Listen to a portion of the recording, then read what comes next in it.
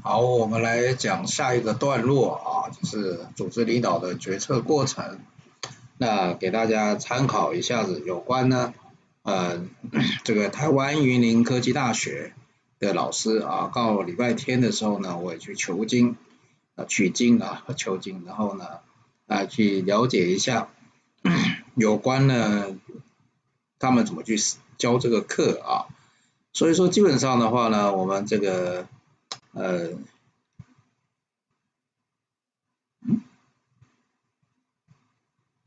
网络连线中断稍微等一下。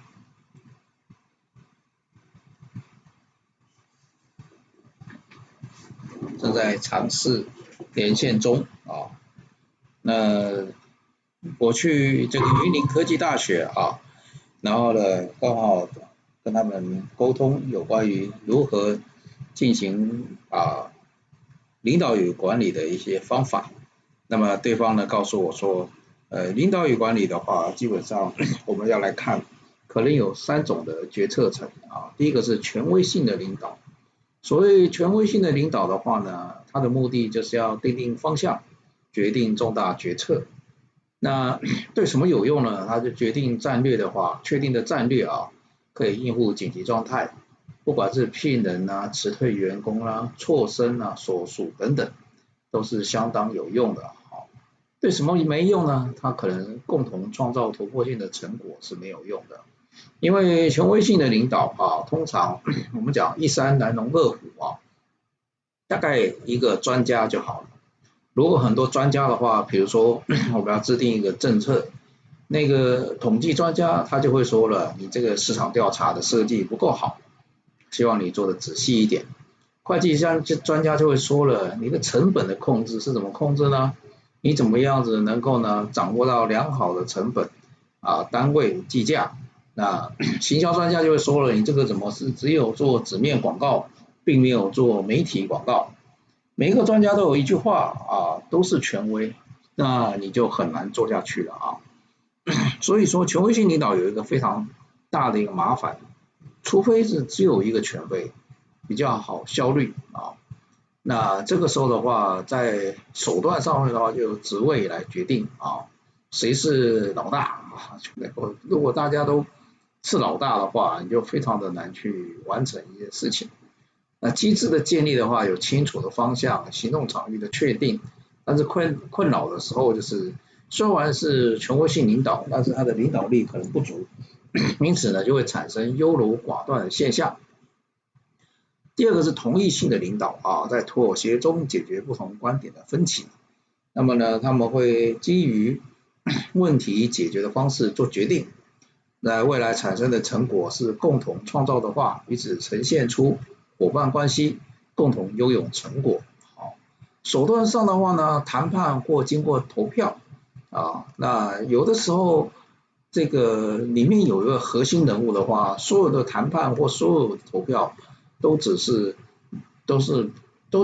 有一个结果，因为就由那个人所决定的那机制建立的话，是较低层次的共同决策基础。那未来是建立在过去的历史和论证那他的困扰就是困惑及迷失方向。那我们讲同一性领导的话，就会有出现一种寡头政治的一个现象。当这个人呢是他的核心，而其他用来的人呢都是要随从他的时候，大家都只有同一一个领导者的观点。那这个时候的话，你要去执行上面就有相当大的一个困惑就是说，大家如果一直觉得说你的执行你的方向是有问题的，可是不会有人唱反调。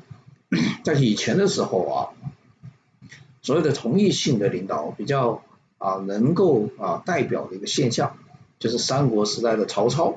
那曹操的话呢，他是权臣，那他在去打这个赤壁之战，因为他的个人主观的意见很浓，大家都是配合他，所以说呢，赤壁之战打败了以后那回来的时候呢，就很多人想把他干掉因为你既然是可以因为官渡之战获胜成为宰相，那么你现在打了赤壁之战，你失败了，那当然你就要被除掉这个时候作为一个权臣来说的话，他对于里面的所有对他有意见的人，当然就是非常的小心谨慎以至于呢就发生了非常多的一些的事故啊。那么我们讲到说这个曹操呢，他就是一个权臣型的人物，但这种权臣型的人物，他在做决策的时候，就非常的会产生一个现象，如果好疑，对不对？如果你大家都唯唯诺诺听他的话，那么他就觉得可靠性不高，所以说他要用的人呢，他就用了两个人，一个人叫杨修，一个人叫做司马懿。他觉得司马懿他看杨修呢是这个风华外露能力非常强，非常聪明，那司马懿非常老实，非常的躲在后面。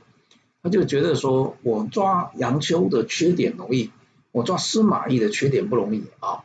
那么等到他快要死的时候呢，他跑去跟曹丕讲他把曹丕叫来了，跟曹丕讲说因为这个曹操看了这两个人那一个司马懿交给了这个曹丕做测试，然后那个杨修就交给曹植做测试那就谋略大师大谋略师、大军事家这个什么大军的那个什么大军师了那结果呢，这个司马懿呢他小心翼翼辅佐曹丕不让他留这个风华外露，导致杨修他绝顶聪明常常做了一些事情是曹操意想不到很厉害的一个结果。最后呢，曹操呢找了借口把这个杨修给杀了。那但是呢，问题是呢，司马懿他却是好好的辅佐曹丕，这能力比较差的比起曹植要来差一点的稳坐他的太子的地位。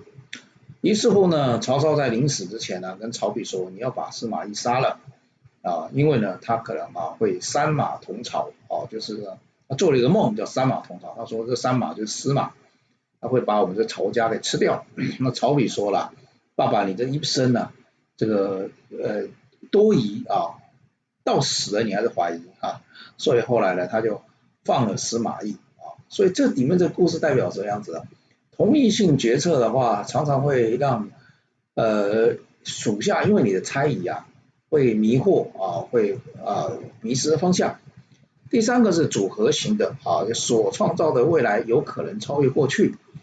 对什么有用的呢？共同创造赋予采取行动的自由，还有其他的贡献。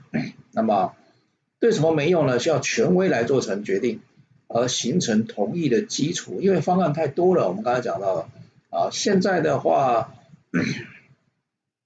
俄国跟乌克兰的战争目前发展的情况是这个现在的这个指挥官他在修正过去的错误。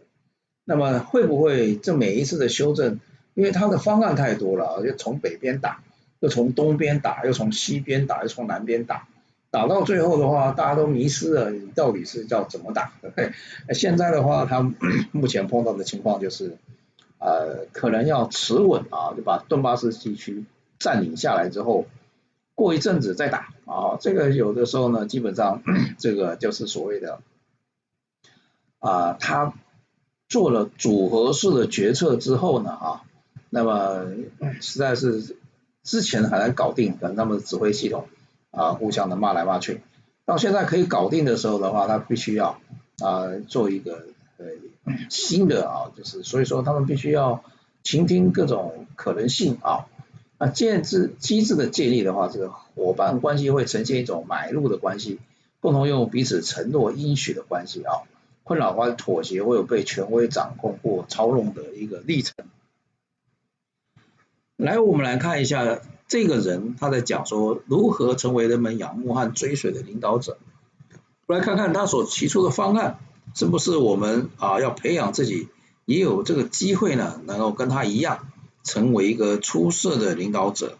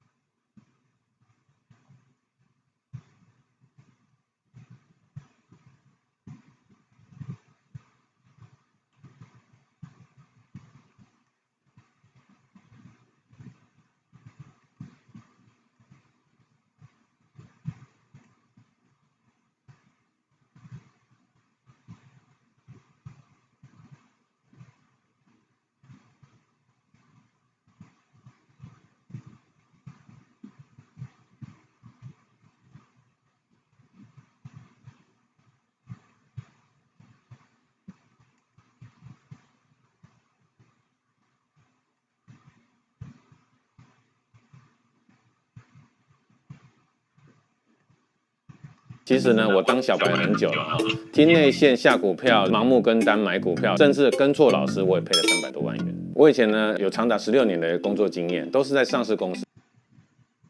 Hey Dan, how do you become the leader others admire and follow? I believe in order to be a leader that others want to follow and others admire, first you have to be a good follower.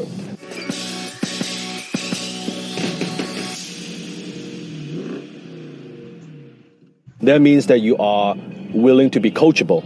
You are willing to listen, that you are open to ideas, and you seek mentorship from people who have more experience than you, people who are better leaders than you. We all started out as good followers.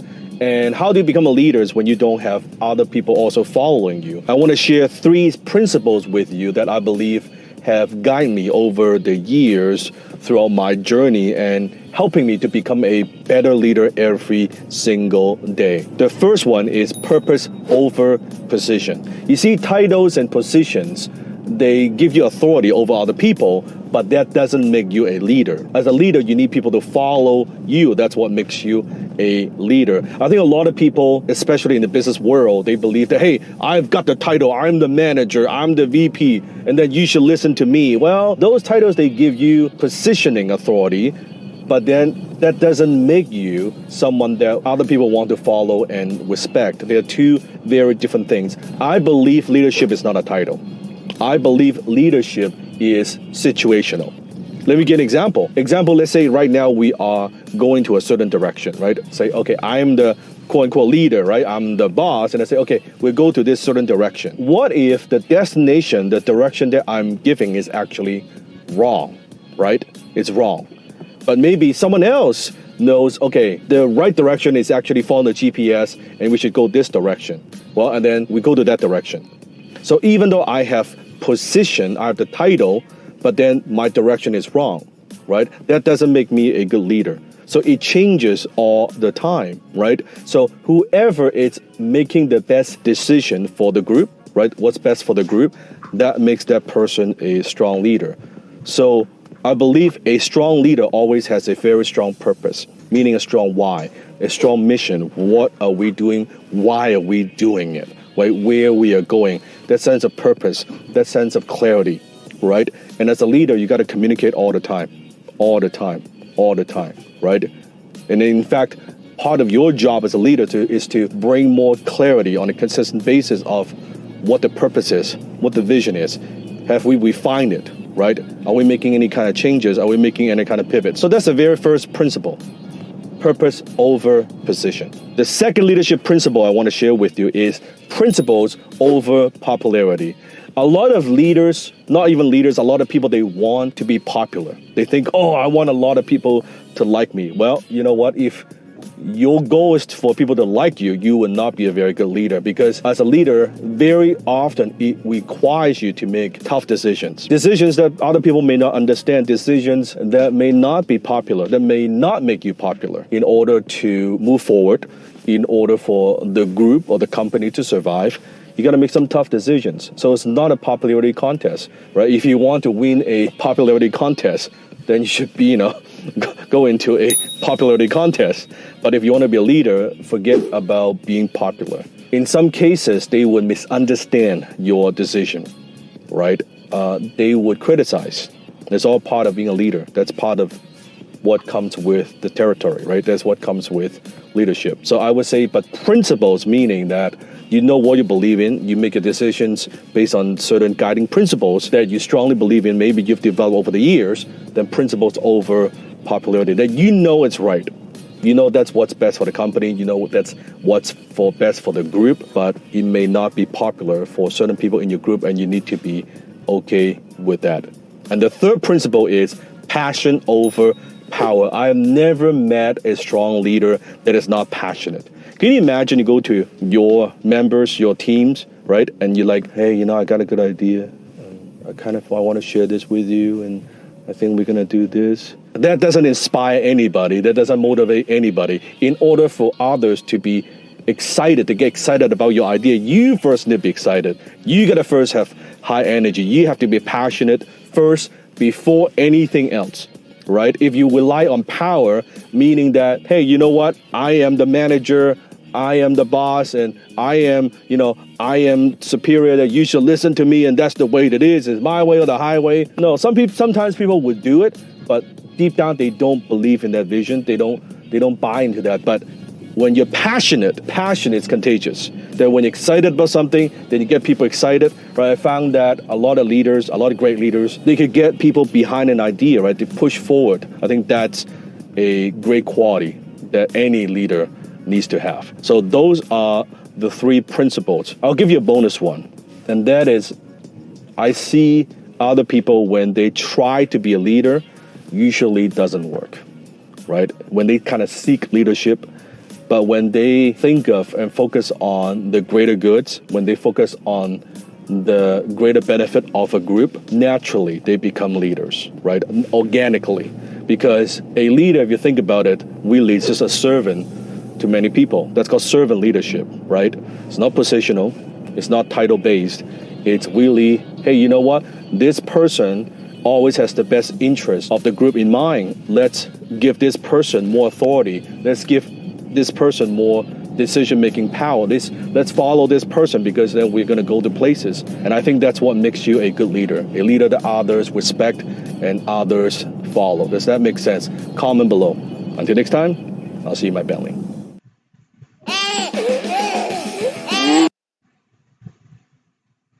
好，我们接下来顺便来看一下我们最喜欢的Simon 他怎么说？他说的领导要给伟大的领导者呢，要给大家一些安全感。我们来看看他怎么说。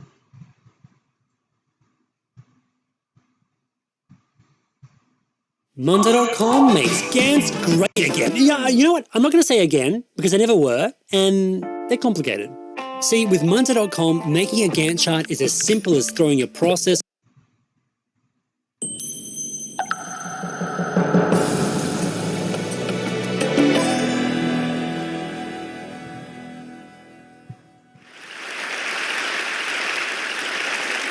There's a man by the name of Captain William Swenson, who recently was awarded the Congressional Medal of Honor for his actions on September 8th, 2009. On that day, a column of American and Afghan troops were making their way through a part of Afghanistan to help protect a group of government officials, a group of Afghan government officials who'd be meeting with some local village elders. The column came under ambush and was surrounded on 3 sides. And amongst many other things, Captain Swenson was recognized for running into live fire to rescue the wounded and pull out the dead. One of the people he rescued was a sergeant, and he and a comrade were making their way to a medevac helicopter. And what was remarkable about this day is, by sheer coincidence, one of the medevac medics happened to have a GoPro camera on his helmet and captured the whole scene on camera. It shows Captain Swenson and his comrade bringing this wounded soldier who'd received a gunshot to the neck. They put him in the helicopter, and then you see Captain Swenson bend over and give him a kiss before he turns around to rescue more. I saw this, and I thought to myself, where do people like that come from? What is that? That is some deep, deep emotion when you would want to do that. There's a love there. And I want to know, why is it that I don't have people that I work with like that? You know, in the military, they give medals to people who are willing to sacrifice themselves so that others may gain. In business, we give bonuses to people who are willing to sacrifice others so that we may gain. Yeah, right? So I asked myself, where do people like this come from? And my initial conclusion was that they're just better people. That's why they're attracted to the military. These better people are attracted to this concept of service. But that's completely wrong. What I learned is that it's the environment. And if you get the environment right, every single one of us has the capacity to do these remarkable things. And more importantly, others have that capacity too. I've had the great honor of getting to meet some of these who we would call heroes. who've put themselves and put their lives at risk to save others. And I asked them, why would you do it? Why did you do it? And they all say the same thing, because they would have done it for me. It's this deep sense of trust and cooperation. So trust and cooperation are really important here. The problem with concepts of trust and cooperation is that they are feelings, they're not instructions. I can't simply say to you, trust me, and you will. I can't simply instruct two people to cooperate, and they will. It's not how it works. It's a feeling. So where does that feeling come from? If you go back 50,000 years to the Paleolithic era, to the early days of Homo sapien, what we find is that the world was filled with danger. All of these forces working very, very hard to kill us. Nothing personal. Whether it was the weather, lack of resources, maybe a saber-toothed tiger, all of these things working to reduce our lifespan. And so we evolved into social animals, where we lived together and worked together in what I call a circle of safety, inside the tribe, where we felt like we belonged. And when we felt safe amongst our own, the natural reaction was trust and cooperation. There are inherent benefits to this. It means I can fall asleep at night and trust that someone from within my tribe will watch for danger. If we don't trust each other, if I don't trust you, that means you won't watch for danger. Bad system of survival. The modern day is exactly the same thing. The world is filled with danger, things that are trying to frustrate our lives or reduce our success, reduce our opportunity for success. It could be the ups and downs of an economy, the uncertainty of the stock market. It could be a new technology that renders your business model obsolete overnight. Or it could be your competition that is sometimes trying to kill you. It's sometimes trying to put you out of business, but at the very minimum is working hard to frustrate your growth and steal your business from you. We have no control over these forces. These are a constant and they're not going away. The only variable are the conditions inside the organization. And that's where leadership matters, because it's the leader that sets the tone. When a leader makes the choice to put the safety and lives of the people inside the organization first, to sacrifice their comforts and sacrifice the tangible results so that the people remain and feel safe and feel like they belong, remarkable things happen.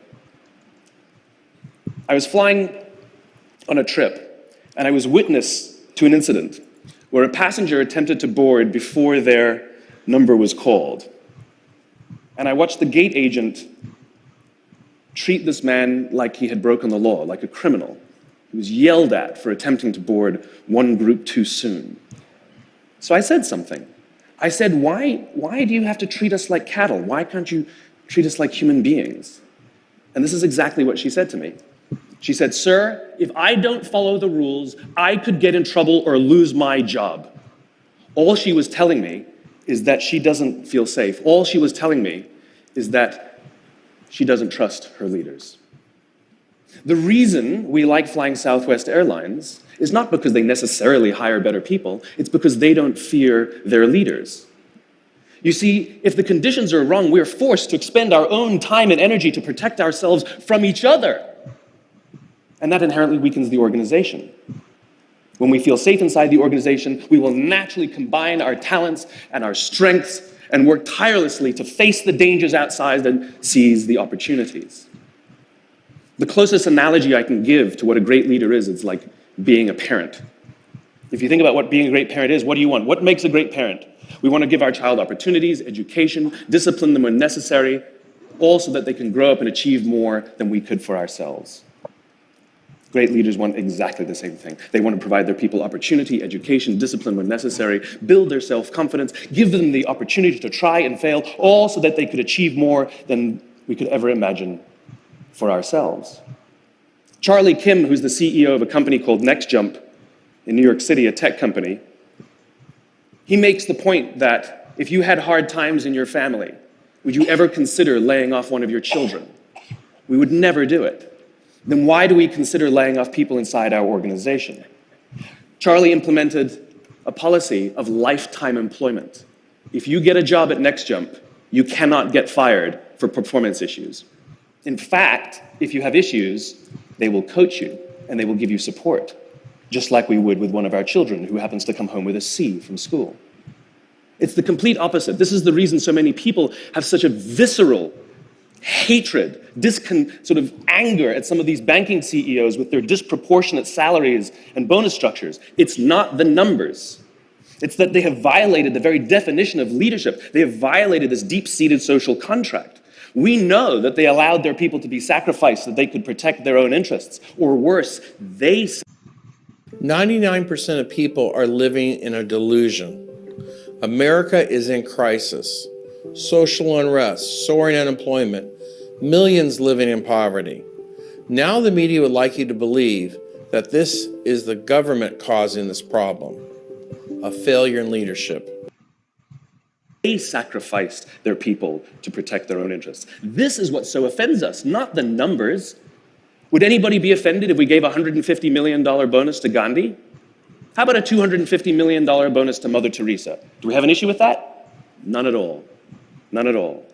Great leaders would never sacrifice the people to save the numbers. They would sooner sacrifice the numbers to save the people. Bob Chapman, who runs a large manufacturing company in the Midwest called Barry Waymiller, in 2008, was hit very hard by the recession, and they lost 30% of their orders overnight. Now, in a large manufacturing company, this is a big deal, and they could no longer afford their labor pool. They needed to save $10 million. So, like so many companies today, the board got together and discussed layoffs. And Bob refused. You see, Bob doesn't believe in head counts. Bob believes in heart counts. And it's much more difficult to simply reduce the heart count. And so they came up with a furlough program. Every employee from secretary to CEO was required to take 4 weeks of unpaid vacation. They could take it any time they wanted, and they did not have to take it consecutively. But it was how Bob announced the program that mattered so much. He said, it's better that we should all suffer a little than any of us should have to suffer a lot. And morale went up. They saved $20 million. And most importantly, as would be expected, when the people feel safe and protected by the leadership in the organization, the natural reaction is to trust and cooperate. And quite spontaneously, nobody expected, people started trading with each other. Those who could afford it more would trade with those who could afford it less. People would take 5 weeks so that somebody else only had to take 3. Leadership is a choice. It is not a rank. I know many people at the senior-most levels of organizations who are absolutely not leaders. They are authorities, and we do what they say because they have authority over us, but we would not follow them. And I know many people who are at the bottoms of organizations who have no authority, and they are absolutely leaders. And this is because they have chosen to look after the person to the left of them, and they have chosen to look after the person to the right of them. This is what a leader is. I heard a story of some Marines who were out in theater, and as is the Marine custom, the officer ate last, and he let his men eat first. And when they were done, there was no food left for him. And when they went back out in the field, his men brought him some of their food so that he may eat. Because that's what happens. We call them leaders because they go first. We call them leaders because they take the risk before anybody else does. We call them leaders because they will choose to sacrifice so that their people may be safe and protected and so their people may gain. And when we do, the natural response is that our people will sacrifice for us. They will give us their blood and sweat and tears to see that their leader's vision comes to life. And when we ask them, why would you do that? Why would you give your blood and sweat and tears for that person? They all say the same thing. Because they would have done it for me. And isn't that the organization we would all like to work in? Thank you very much. Thank you.